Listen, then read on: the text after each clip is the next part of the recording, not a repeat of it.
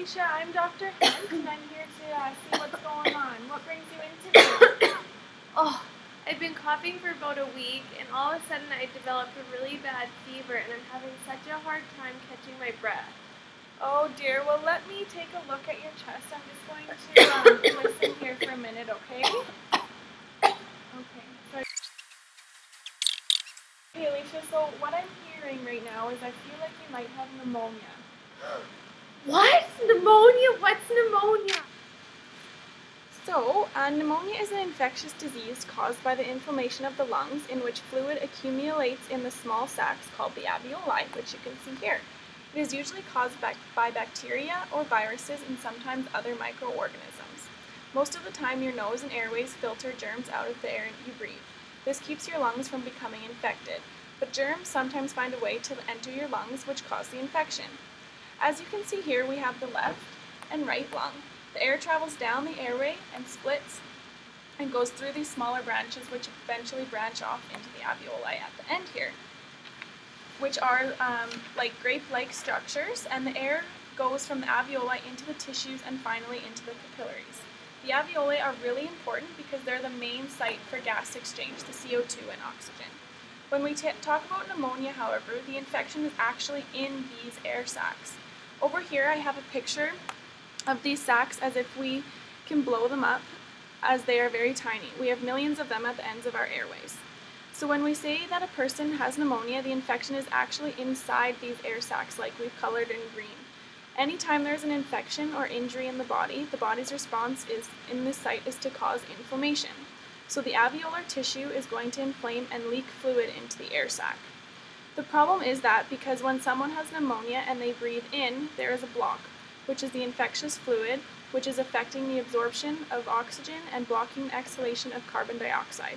Pneumonia is taking up that airspace. So if the person has pneumonia, we would expect them to have shortness of breath, which if we can't have the gas exchange, then we can't get the oxygen into that space because it's blocked. Coughing is another major symptom of pneumonia, which if you think of all the fluid in the air sacs, your body's response is to cough, to squeeze and force fluid out of airways so you have room to breathe.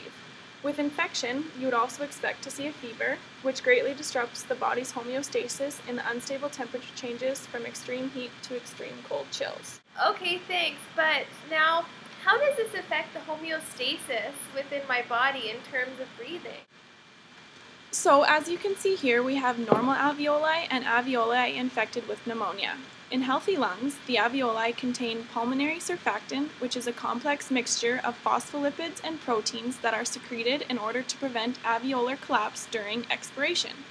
Surfactant homeostasis is crucial for normal gas exchange across the alveolar capillary membranes. In the pulmonary alveoli of a lung affected with pneumonia, fibrin is deposited and reduced surfactant functions, which results in alveolar collapse and impaired gas exchange within the lungs. This affects the body's ability to maintain homeostasis and the gas exchange between blood, lungs, and tissues of the body. So Alycia, do you have any questions about pneumonia that you want me to answer? Actually, yes. I'm a nursing student, and I'm really interested in the physiology behind pneumonia. I've heard there's 4 stages, and I kind of have an idea about each of them. Okay, well you can let me know and then we can compare what I have to what you have and see if that's correct, okay? Okay, perfect. Awesome. The early phase, which is also known as the stage of congestion, which occurs 0 to 2 days of evolution. It shows the presence of capillary congestion with increased number of leukocytes. At this level, the alveolar spaces usually show a fibrous exudate. In the intermediate phase, which is also known as the stage of red hepatization, which occurs 3 to 4 days of evolution, is characterized by presence of fibrin, erythrocytes, and several leukocytes within the alveoli. The advanced phase, which can be called the stage of gray hepatization, which occurs 5 to 7 days of evolution, shows leukocytes filling up most of the alveoli and macrophage incorporating cellular debris in the cytoplasm. And finally, the resolution phase, which is 7+ days of evolution, when the inflammatory exudate is eliminated due to phagocytic activity of the mononuclear cell. Yeah, that's correct. Everything you said makes sense to me. Now would you like to know about how the proteins are involved in that? Yeah, I would. That'd be great.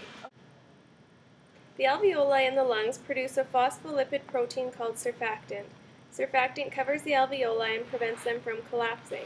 Surfactant contains 4 types of proteins called collectins. 2 of these proteins are known to be implicated in host cell defense and regulation of the inflammatory response of the lungs. They also promote clearance of microbes by enhancing phagocytosis in macrophage. When pneumonia bacteria come into contact with surfactant, it changes its composition, which decreases the concentrations of surfactant, which can result in the anatomic changes commonly seen in pneumonia, such as pulmonary edema and hemorrhage. So that's it for today. Do you have anything else that I can do for you? I'll just give you your prescription now. I think you answered all of my questions.